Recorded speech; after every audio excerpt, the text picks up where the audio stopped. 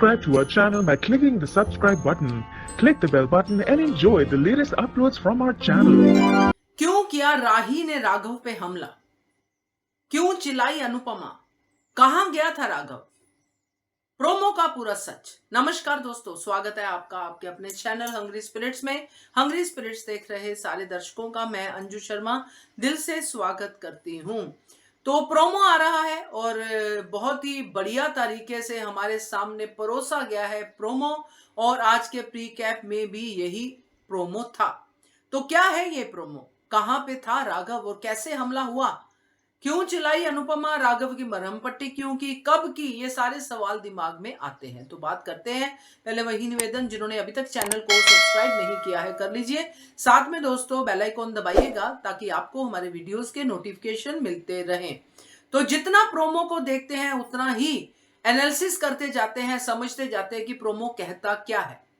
सबसे पहले तो प्रोमो ये कहता है कि अनुपमा कैदियों को डांस सिखा रही है, जिसका मतलब ये है कि अनुपमा काफी मिक्सअप हो चुकी है इन कैदियों के साथ, जिनके साथ उसने होली मनाई थी, जिनके साथ अब वो खाना परोसती है, खिलाती है, सब करती है। मतलब डे टू डे एक्टिविटीज में अनुपमा काफी मिक्सअप हो चुकी है। कैदी अनुपमा को बहुत मानते हैं और इसीलिए अनुपमा बिल्कुल भी डरी हुई अनुपमा नहीं है, जो जेल में जाके डरती थी, डरते डरते कोने में चली जाती थी, भाग जाती थी, ये वो सब।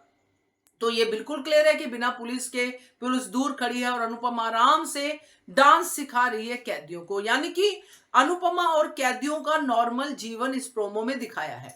अब जब कैदियों का नॉर्मल जीवन होता है तो जो प्रोमो कहता है, जो सेकंड पार्ट प्रोमो का कहता है कि कैदी जो हैं बाहर जाते हैं पार्क में घूमने के लिए या कुछ काम के सिलसिले में बाहर जाते हैं, जैसे पहाड़ तोड़ना, जो हमने फिल्मों में देखा है, सुना भी है।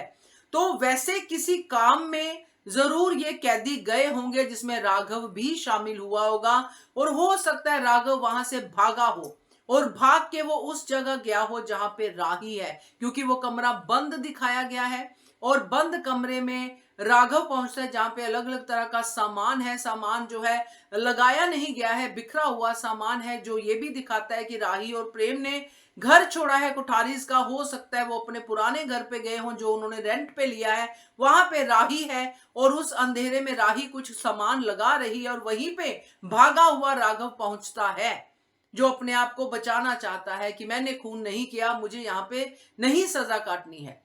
तो वो वहां पे जाता है। हो सकता है राघव को किसी ने सलाह दी हो, वगैरह वगैरह, जो भी है वो डिटेलिंग है, मगर फिलहाल ऊपर ऊपर से ये दिखता है कि राघव वहां पे गया है और अचानक कोई वहां पे आता है तो राही घबराती है और राही राघव पे हमला करती है कि कोई चोर तो नहीं आ गया, और राघव अपने आप को बचाने के लिए राही को जोर से धक्का मारता है, जिससे कि राही गिरती है और ये हाथापाई दोनों के बीच में होती है।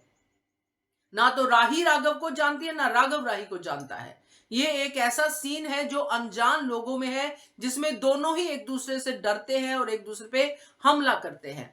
अब राघव जो है, जो भागा था, वो इस डर से वापस अपनी टोली में आता है या पुलिस लेके आती है, कैसे होता है वो तो आने वाला जो है सीन बताएगा। मगर राघव जेल वापस आता है। जेल वापस आके उसके हाथ का जख्म जो पुलिस ने नहीं देखा वो अनुपमा देख लेती है और मरहम पट्टी करती है, और तभी अनुपमा को जो फोन आता है, राही को चोट लगी है राघव से। इधर राघव को चोट लगी है राही से, राही को चोट लगी है राघव से, और ये फोन अनुपमा को आता है कि राही जो है उसका एक्सीडेंट हुआ है या उसके ऊपर हमला हुआ है। तो ये बात जो है अनुपमा सुन के चिल्लाती है। ये सीन ये दिखाता है। और उसके बाद जो कोठारीज आएंगे अपना पूरा का पूरा बैंड बाजा बारात लेके कि देखा हमने कहा था, हो गया ना हमला, कोठारीज का घर छोड़ा और यहाँ पे हो गया ना, तो उनको भी बहाना मिलेगा राही को वापस घर लेके जाने का। तो ये पूरा का पूरा सीन जो है दिखाई दे रहा है दोस्तों इस प्रोमो में। बाकी आप लोग भी समझदार हैं, आप लोग भी बताइएगा कि आपका दिमाग इस प्रोमो को देख के और क्या क्या बातें कहता है।